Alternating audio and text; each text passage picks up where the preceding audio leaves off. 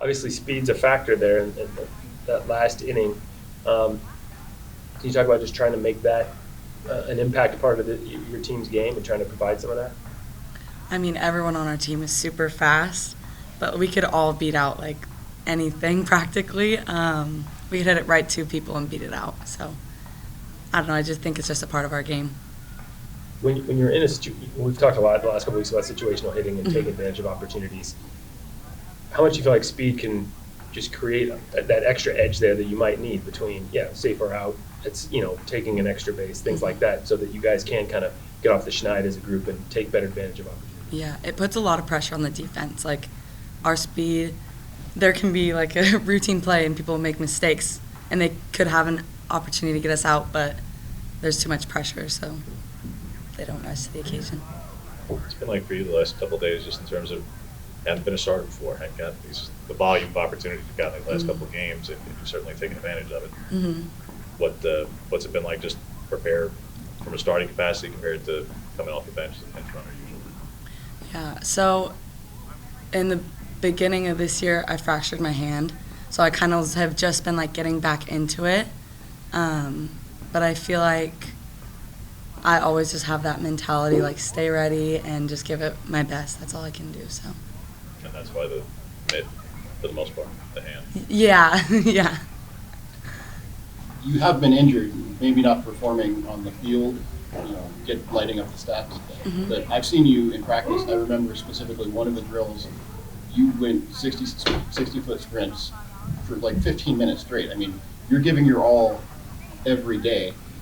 Could you just talk about how you keep that mindset when you're not actually performing on the games, but you're contributing to behind the scenes, making your team better? I just think like during practice we have to give it our all because that's how we're going to play in the game. So if we're pushing each other during practice and like competing during practice, it's just going to make our team that much better. So. Happy belated birthday. Thank you. Top priorities as a group. What do you guys want to get out of this week? All these games, while you're out of league play. What are the things coach is talking about wanting to see from you guys? I think we just want to keep preparing and getting better for PAC and postseason and keep our same postseason mentality throughout all of our games. And we play a faceless opponent every time. So it's one thing to say that, like a game like today, do you feel like you did that? Did you bring it right from the start? Was it a challenge to try to replicate that mentality in a game like this? I don't think so. I think we all know, like, we're playing our game all the time. We do all of it, like, we play for us. So I feel like it's pretty easy, and we always remind each other, we're playing for us, we're here. Like,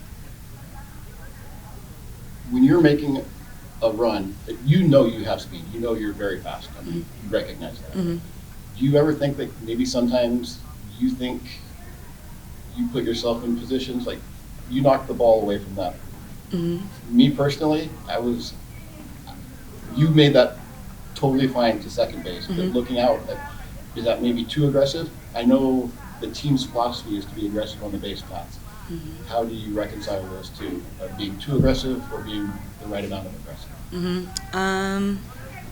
I feel like I'm always super aggressive, so until I get like proven that I need to hold back, I think that's when I'll start to hold back a little bit. But I feel like people just don't expect some of the things that we do, and it makes it like very successful on the base path.